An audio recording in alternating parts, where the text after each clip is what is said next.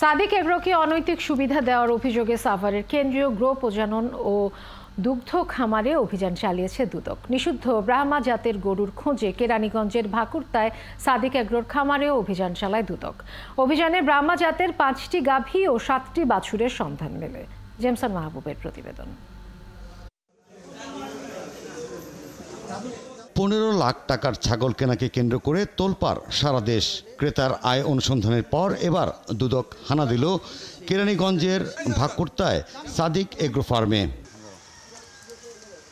প্রথম থেকে সাদিক এগ্রো ফার্মের লোকজনের দাবি ছিল এখানে কোনো ব্রাহ্মা প্রজাতির গরু নেই। পরে অবশ্য দুদক কর্মকর্তাদের জেরার মুখে তারাই বের করেন ব্রাহ্মা গরু। কয়টা আছে আমি গুনিয়ে দেই নাই, আমি অনুমানে কই দিতে 5-6টা হবার পারে। আমি তো ফুল কই নাই যে এই কয়টা আছে। দুগ্ধজাত গরু পালনের পাশাপাশি সাদিক এগ্রো ফার্ম নিজস্ব পদ্ধতিতে নিষিদ্ধ ব্রাহ্মা গরু উৎপাদন করে আসছিল। অভিযানে দুদক কিছু কাগজপত্র জব্দ করে। এখানে আমরা পরিচালনাকালে 60টা এই ব্রহ্মা প্রজাতির গরুর বাছুর পাওয়া গেছে এবং এই ব্রহ্মা জাতের গরু রয়েছে। আমরা হলো এই যে বীজ প্রদান যে খাতা এবং কষাই মানে জবাই গরু জবাই এই খাতাগুলো আমরা সিজ করছি।